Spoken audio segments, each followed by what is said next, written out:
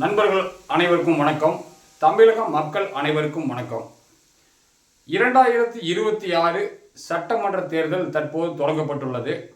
அதை அரசியல் ரீதியாக சொல்லணும்னா இது ஒரு தேர்தல் திருவிழான்னு சொல்லலாம். அப்படி ஒரு திருவிழா ஒரு கடந்த 25 நாட்களுக்கு முன்பு அறிவிக்கப்பட்டு இப்போது நடைமுறையில் இருக்குது. இந்த திருவிழா யாருக்குன்னு கேட்டிங்கன்னா, அரசியலில் ஈடுபடக்கூடிய அரசியல்வாதிகளுக்குத்தான் இது திருவிழா. மக்களுக்கு இது சோதனை காலம்.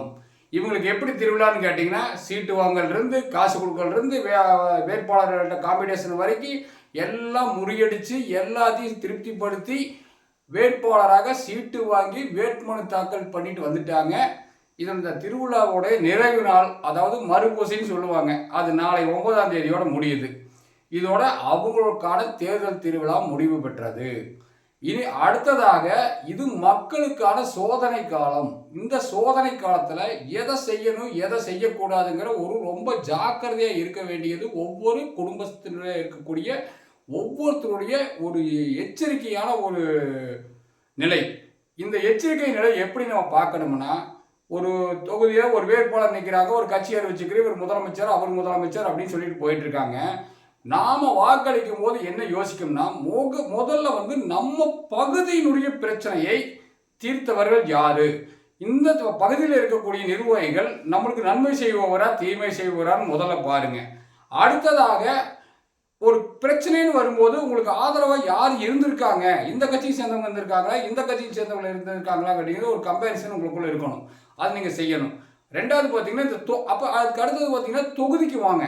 தொகுதியினுடைய வேட்பாளர் தன்னிச்சையாக முடிவெடுத்து தன்னுடைய ஆற்றல் மூலியமாக ஒவ்வொரு பணியும் சரியாக செய்பவரா, அல்லது இன்னொரு மந்திரியினுடைய பினாமியா ஒரு கைப்பாவியா செயல்படுபவரா, தன்னிச்சையா முடிவெடுக்க முடியாம சும்மா கூடமாட வந்துட்டு போயிட்டு இருக்கிற ஒரு வேட்பாளரா அப்படிங்கிறத இங்க கண்டிப்பா கவனிக்கணும். ஏன்னா அவங்க அவங்களோட பினாமியா தான் இருப்பாங்க. தன்னிச்சையா முடிவெடுத்து செய்யக்கூடிய ஒரு அதிகாரம் பெற்றவருக்கு தான் நீங்க வாக்களிக்கணும். இரண்டாவது பார்த்தீங்கன்னா, அடுத்தது நீங்க தொகுதியினுடைய வேட்பாளரை செலக்ட் பண்ணிட்டீங்க. இந்த வேட்பாளருக்கு அடுத்தது பார்த்தீங்கன்னா, நீங்கள் தமிழக முதலமைச்சரை பற்றி நீங்கள் சிந்திக்கணும்.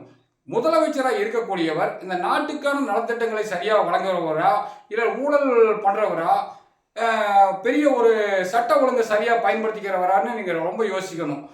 அப்போ யோசிச்சதில் ஒன்று, அந்த சட்ட ஒழுங்குனால குடும்பத்தில் இருக்கிறவங்க நிம்மதியாக இருக்கிறாங்க, இல்லை ஊழல் பண்ணாதனால மக்களுடைய விலைவாசி கட்டுக்குள் வச்சிருக்கிறாங்க. அதே மாதிரி குடும்பத்தில் இருக்கிற படித்த இளைஞர்களுக்கு வேலை வாய்ப்புகள் வழங்குறதுக்கு ஒரு ஏற்பாடுகள் பண்ணியிருக்காங்க. இந்த மாதிரி விஷயங்கள் பண்ணக்கூடிய ஒரு நபருக்கு முதலமைச்சராக வர்றதுக்கு நீங்கள் ஆதரவு கொடுங்க. இரண்டாவது பார்த்தீங்கன்னா, அவங்க ஆட்சி அமைச்சதுக்கு பிறகு மக்கள் நிம்மதியாக வாழ முடியுமா, தன் குடும்பத்துக்கு நலத்திட்ட உதவிகள் சேருமா, அது எளிமையான முறையில் சேருமா அப்படிங்கிற ஒரு நிலையை யார் சரியாக இருப்பாங்க அப்படின்னு நீங்கள் யோசிச்சு செய்யணும். அதனால தான் நான் குறிப்பிட்ட இது மக்களுக்கு சோதனையான காலம். அந்த காலத்தில் ஜாக்கிரதையாக இருந்தால் மட்டும்தான் நம்ம எதிர்காலம் பிரகாசமாக இருக்குங்கிற ஒரு எண்ணத்தில் தான் நான் சொன்னேன். இந்த வீடியோ யாரையும் புண்படுத்துறதுக்காக இல்லை, பொதுமக்களுடைய விழிப்புணர்வுக்காக செய்யப்பட்டது. சமூகத்தில் வாழக்கூடிய ஒரு சாமானியன் அடிப்படையில் அந்த என்னுடைய எண்ணத்தை உங்களுக்கு வெளிப்படுத்தியிருக்கேன். அதனால் அந்த எண்ணங்கள் சரியாக இருந்தால் நீங்கள் வரவேற்றுருங்க. மற்றபடி இது யாரையும் புண்படுத்தும் நோக்கத்துக்காக நான் போடலை. மக்கள் நல்லா இருக்கணுங்கிற ஒரே நல்ல நோக்கத்துக்காக மட்டுமே தான் இந்த வீடியோ பதிவு செய்கிறேன். என்றும் உங்கள் சமூக பணியில் உழைப்பாளி செந்தில்.